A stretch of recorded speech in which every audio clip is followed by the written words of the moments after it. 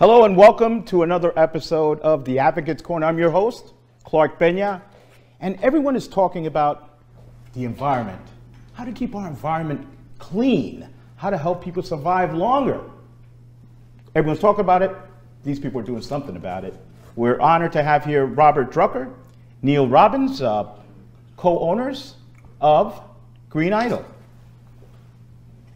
That's the website. Gentlemen, welcome. Thank you. Thank you.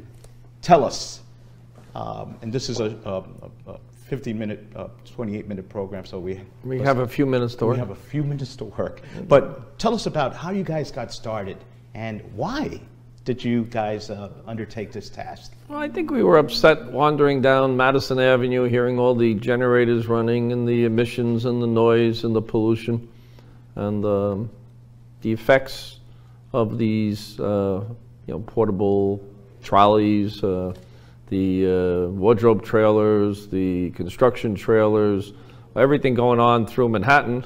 We grew up in Manhattan, and we started thinking of ways that possibly that could be averted.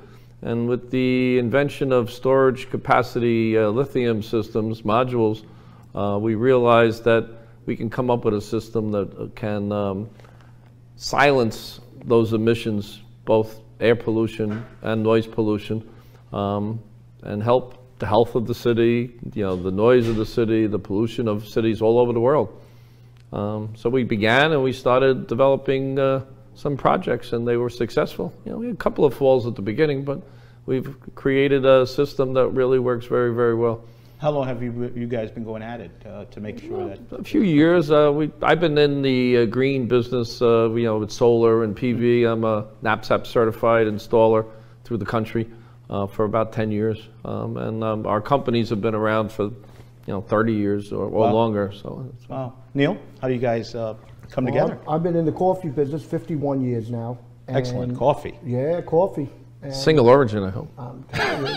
It was a wonderful time back in the day, having regular coffee, and the only other coffee was Sanka, and nobody knew what coffee was. And my father brought me into the business when I was 8 years old, and got ill when I was, a young boy, and passed away, in 1981. And I had this company that I, was growing, and as you grow, things change from carrot coffee and everything else. And I just started looking at the carrot coffee and saying, this is killing the universe. This stuff is terrible. And then I got involved in the movie and TV world, and I was like, look what they're doing. So I met up with Bob, and Bob and me discussed, how we can make it better. And we've flown out to different areas of the country to check out what they've been doing. And we believe we've built a product second to none that can go on almost any type of trucking or real estate or anything to make, the world a safer and better place. Excellent. Who would be your clients?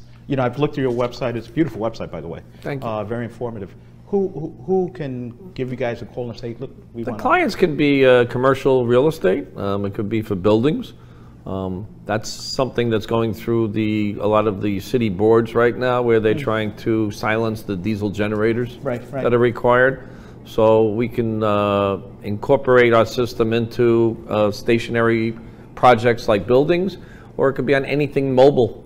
So it could be on a trailer, it could be on a hot dog truck, it could be on a commercial kitchen, it could be on a wardrobe trailer, it could be on a construction site trailer, just to silence and reduce the emissions. And the system is designed to look for the best source of power, the cleanest source of power, and utilize that to build storage capacity in the modules that we have on board. So. That's like we were talking before we came on air, the generators.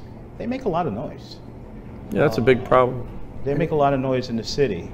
And if you go up and down the city and you look at every hot dog stand, they all have the little putt-putt generators. I don't want to mention the names, but they always have these generators. And besides the noise and the smell, it's just wrong. It shouldn't be like that. And we have methods to change it, and we can make it cleaner and greener and plus quiet, which is nice. I mean, when's the last time you went up to an ice cream truck and you heard the truck? You felt it. You felt the heat coming in, the generators running. I think we've come out a long way in this country, and I think it's time that we go a little bit more greener with better technology And I think better technology is what we have today, and we're looking to show the world what we could do. And that's why, you know, I'll be really honest with you, gentlemen, that's why I applaud this, because everyone talks. You guys are doing. And, That's you know, great, it's, right? it's really, you know, important. You know, you have a great idea, but do something about it. Well, if you think about it, if you walk down the streets of any city or any suburb in the country or the world for that matter, you'll see vehicles that are idling, and that's how we came up with green idle. They're idling and creating pollution while they're not even moving. So what this will do is this will allow them to shut those engines down, and if it's a refrigeration truck, if it's a ambulance, if it's any kind of vehicle whatsoever, they can turn off their vehicles while they're sitting in front of a residence, creating huge emissions, and have zero emissions. That was an issue at one time. I don't know if it still is with the school buses. They would sit outside and they would idle for a long period of time. Absolutely. Is it still happening, or It's still happening, yeah. So. Wow. I mean, you got people with generators running generators now inside, right in their garage, like with a little thing, and they're coming out, you know, coming into the house and getting people sick. There's no reason for that. You know, during Superstorm Sandy, everybody was so happy to have these gas generators until they realized there was no gas and they couldn't run the generators. Where if they had solar panels on their house and they had the electronic, you know, battery backups that we have, and were able to put that into, you know, the house, they would have been able to run their needs in their house, whether it was just a refrigerator, lighting, a television, communications, you know, obviously Emergency power. any type Emergency of thing, power, right? yeah. Which would, and it can be always recharged with the sun. Yeah, that's actually something that we realized after Superstorm Sandy, that they shut down the gas to big sections of the tri-state area. And now all the people that had generators, if they were in a flooded area where they shut the gas off, they didn't work. So that's when we started developing systems that had battery storage. And you can't have enough storage for huge buildings. You know, it would be cost prohibitive. However, we can create emergency power. So what would be wrong, but God forbid we ever have a scenario where they shut off all gas, that every day you would have enough electricity for your internet to work, for your heating to work, for your refrigeration to work.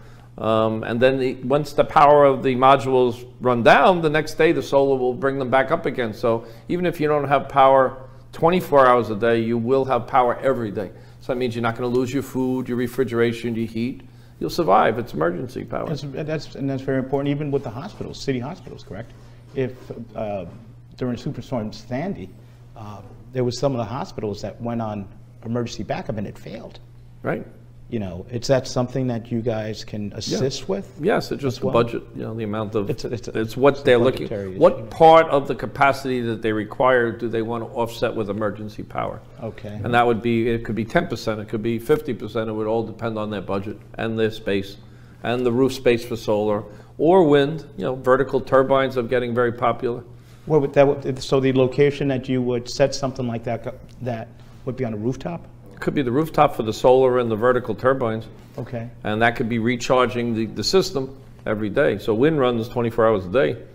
You know, sun, we have 4 or 5 sun hours that are recognized as solar hours in New York. And after the sun hours are gone? That the system will have a storage capacity in lithium modules, and they're all UL approved that we use, so they can never go on fire. So, you know, we use the best of everything. I could tell. Tell us about this this vehicle that it's on your website. We're showing it as we speak. It's beautiful. It's huge. What's in there? Everything. Everything. Yeah, well, when we built that vehicle, we put a 2 refrigerators, freezer, a bain-marie where you would take your cream cheese, your tuna, and all that, where they would open A up. full commercial kitchen. Right, a microwave, an oven, a hot plate, a griddle to make eggs, a sink with a hot water, you know, into it for instant hot, a camera system to see everything that's going on in and outside. Wow. All LED lighting in and outside, and we also can gather all the information from it to see how long the generator, if the generator needed to go on, how long it would go on for. In most cases, it never goes on. And the rooftop, It's solar. that's solar. Correct. Okay. And there's a system that we created and we programmed that monitors the best source of power and it charges the modules with that best source, whether the best source is solar, wind, the alternator of the vehicle, the shore power that comes from the local area, if it's available. And it will, and we also build into that project a small generator. So if it's on a set, it can run silent until there's such a draw that it would automatically, if necessary, turn on that generator just for an hour or a half hour and then shut back off again. So the system is a smart system that looks for the best source of power to power up those modules. And this vehicle is at what location? What would you use this vehicle for? It's at a lot of the movie sets because they want silence. They don't want noise while they're filming. Right. Who works the vehicle? Well, that would be people that were on the movie set, whether they're a caterer or a craft service that was running it. There's many different ones that I deal with across New York, and they're all very interested in going in that way to be greener. Plus, it's easier for them on the weekend when they park their truck somewhere and they can't get electric. They can keep the food in the refrigerator because they know they have electric going all the time. And that also could be used if there was ever, you know, God forbid, an emergency for like FEMA or whatever. That could be pulled up right to location and start giving people water or food or anything to help people right away because they have power from the sun. Yeah, that vehicle actually ran for 4 months without ever turning on any generator system or off the grid totally. So it's just all the 2 or 3 refrigerators in there, a freezer, just runs without seamlessly without being hooked up to anything. If we start drawing the like higher wattages in there, like the griddles that you use or dryers that use very, very high wattage, then it might require at some point to supplement that. But it was pretty amazing. We brought it to one of the high schools on Long Island, and the kids were amazed when they opened up these giant refrigerators and freezers, and they were all just running off. And that was the middle of the summer. And it was the middle of the summer. Yeah, it was well towards in June, and it was great. And you know, Bob and me, I joke about it once in a while. Kids loved it. Right? They loved it, but I would love to be able to plug that back into the grid and actually say, when it's sitting, we'll give you back power. Right. But the nice thing about going to universities and the high schools is you're changing some of the direction of some of the students' lives because they're like, wow, I want to become an engineer or a solar or a molecular engineer or you know, an energy specialist, a green individual. I want to be an engineer, and I want to go into that source, become a scientist, which is dying art in our country, unfortunately. Absolutely. It makes the kids think, and that's making them think and maybe go into a career that can help our environment. Green Idol is making them think. Yeah. Yes. That's just Very great. good. You said something also with FEMA. You know, when there was, I was down at Ground Zero and a lot of other emergencies, and you need to have a vehicle that's going to be able to power. And serve those that are out there working. You know, a lot of these guys were doing 12, 13-hour shifts. Right. There was nothing there. Right, and when you can have a vehicle that's quiet or a generator that we have now that run off the sun that are quiet, it's much easier to communicate. Not to mention you can put a command post in right on it, where you can actually have cameras and people from another area could see what's going on and be able to get help to you immediately, rather than trying to, you know, go through one chain to another chain. It's a real great command center that, you know, the sun gives us all this energy. We might as well take advantage of it. That's what I looked at it. I looked at it as a command center. Right. And cleaner air in that section of wherever it's parked. All these vehicles, if you eliminate 20 idling vehicles on a block, you're going to have cleaner air. Absolutely. Healthier people. This is great. Robert and Neil, we're going to take a short break. Let's come back and let's talk a little bit more about how we're saving lives through this process. Sounds very good. Sounds great. That's great. We'll be right back.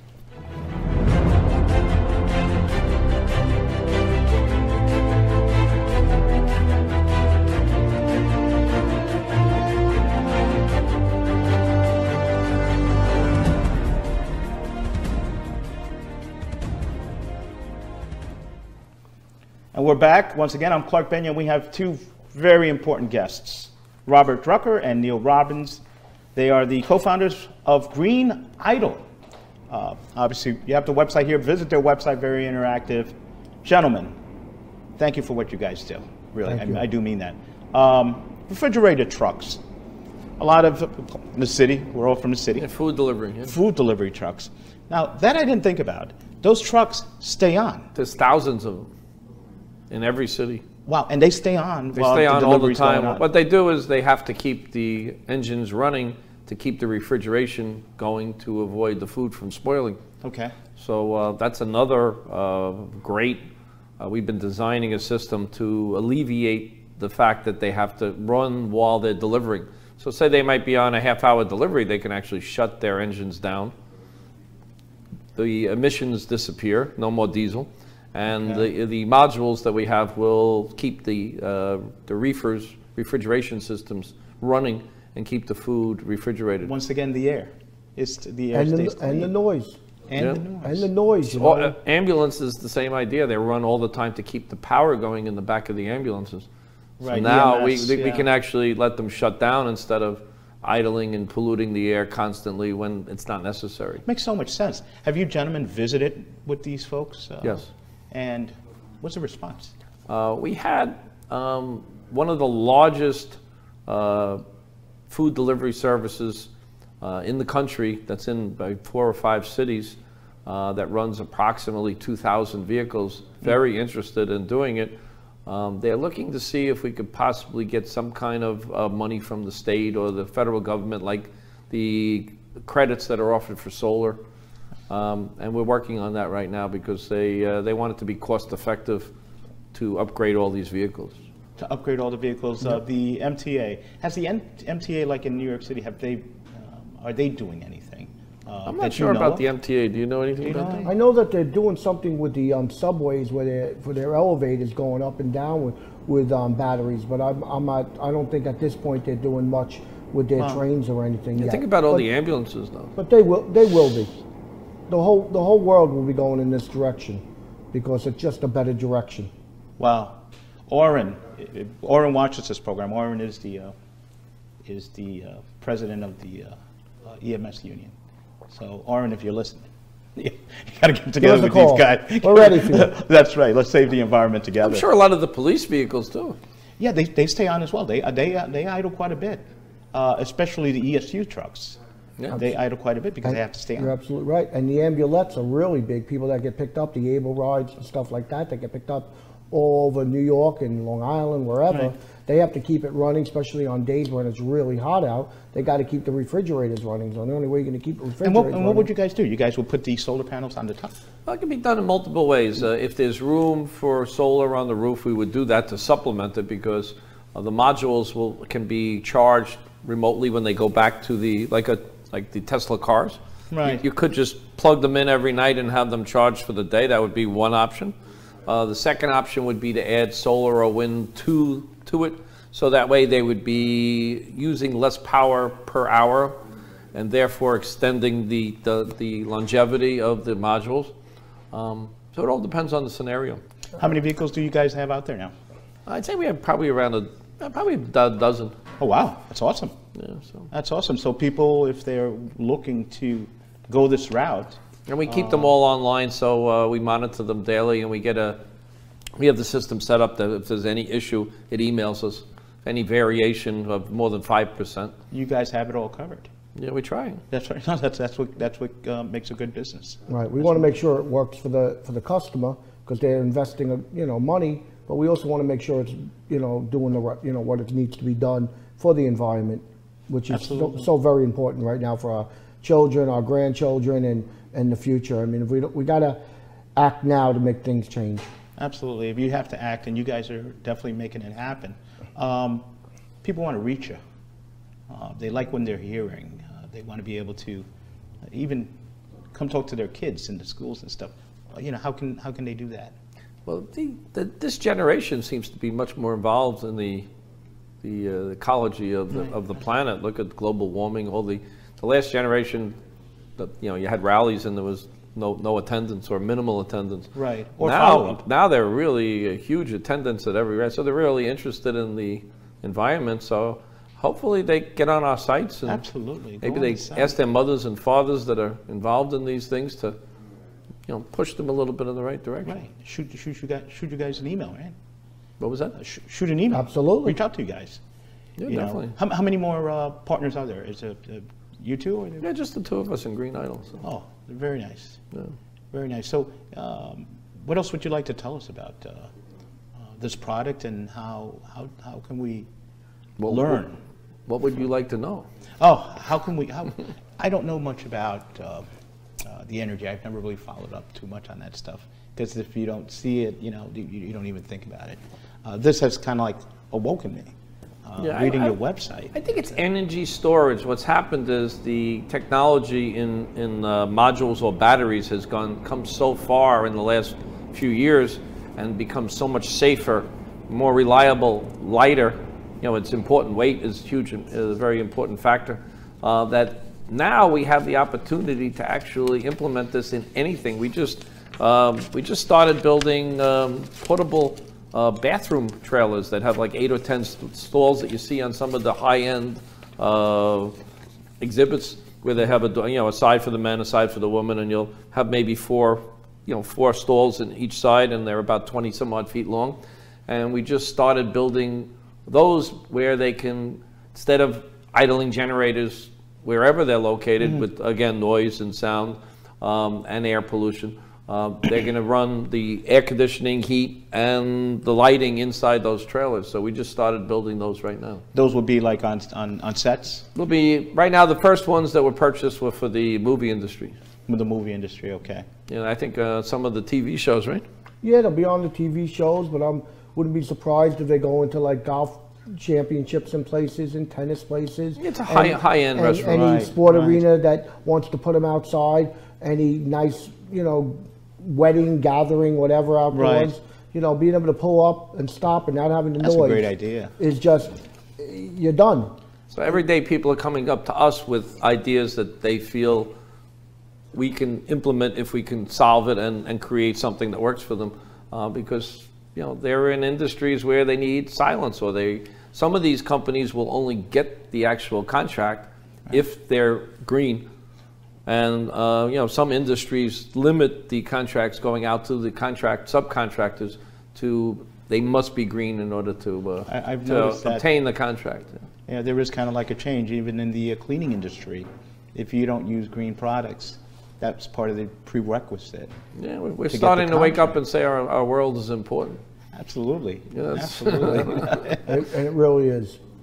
Absolutely. We got to do it, and that's why, we've gotten involved in this. It's growing, and we're doing our best to teach and bring as many people involved with us to help us grow this and let the world be aware that we might have a problem, but we have a solution. Right. Year-round business? Oh yeah. Year-round. And not only in New York City. No, all over the world. You guys are all over the world. Oh, we're trying to be. Yeah, we're working on it.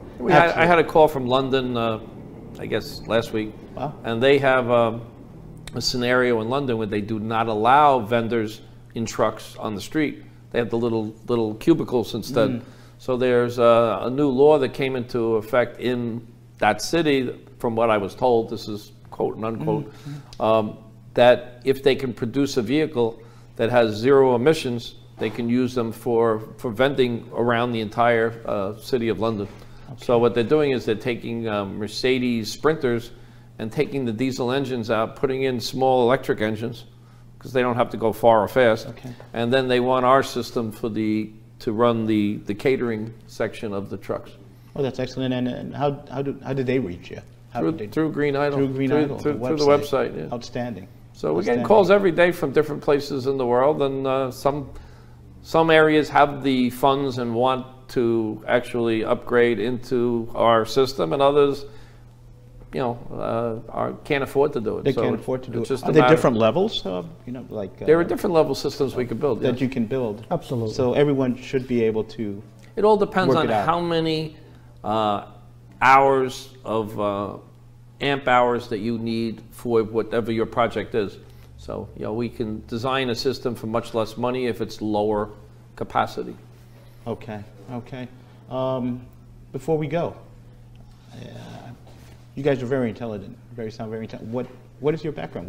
Are you an engineer or? I went to Stony Brook University. So very good. I know a lot of people from Stony Brook. Yeah, so that was and I've been, I'm in started a construction company at a young age, and I've been designing different projects for 30 years. Wow. I won the nationwide award for engineering and technical design for the swimming pool industry about 5 years ago. Oh, wow. For a system of water hydraulics that lifts floors up and down in pools.